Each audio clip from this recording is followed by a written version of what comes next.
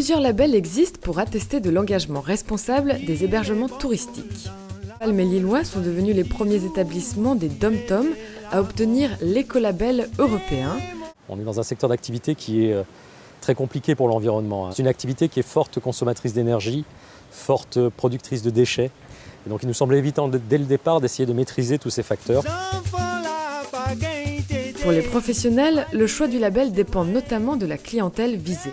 Notre choix il s'est assez facilement orienté sur l'écolabel européen pour deux raisons. La première, c'est parce que, comme son nom l'indique, c'est le label européen par excellence. La quasi-totalité, en tout cas 95% de notre clientèle est européenne.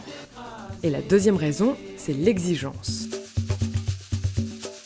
Il y a 29 critères obligatoires à remplir, tout domaine confondu, que ce soit l'énergie, les déchets, les produits, notamment les produits bio utilisés au restaurant, la formation des équipes, la sensibilisation de nos clients également à nous aider au quotidien dans ces démarches environnementales, la visite d'un client mystère qui passe 2 jours à l'hôtel.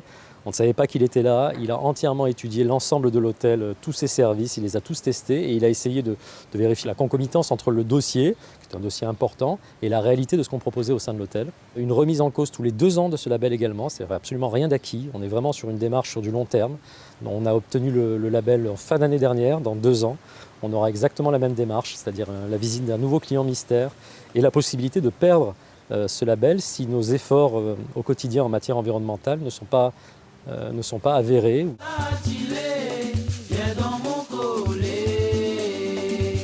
L'économie d'énergie et la maîtrise de l'énergie dans un secteur comme le nôtre, forcément, crée des économies financières en fin d'année. Le fait de réduire nos déchets, c'est également économiquement intéressant pour nous. Le fait d'arriver à convaincre les clients de l'hôtel à participer avec nous à ces efforts, ça a également un avantage économique.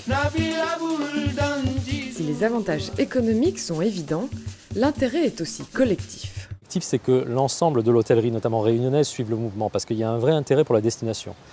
C'est un axe de communication pour la destination Réunion qui est évident, au même titre que sa mixité culturelle, au même titre que son volcan. Je pense que la Réunion, île engagée, île verte, ne peut que séduire. On sait qu'on ne sera jamais sur du tourisme de masse ici et c'est tant mieux. On est tourné autant vers la montagne que vers la mer et il faut qu'on trouve cet équilibre. Il faut qu'on le trouve également dans notre développement touristique.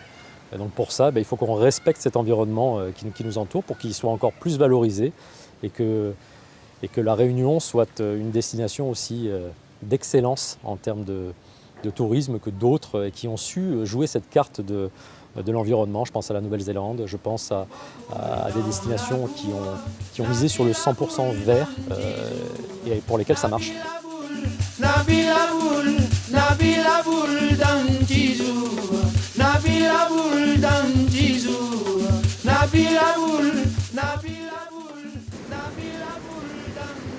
La bonne nouvelle, c'est que tout le monde peut agir pour intégrer ce bon sens, hôteliers, futurs hôteliers, touristes, citoyens et collectivités. À la clé, il y a le respect de l'environnement, mais aussi des personnes qui travaillent dans ces établissements. Locataires, c'est fini, merci de nous avoir suivis et à très bientôt.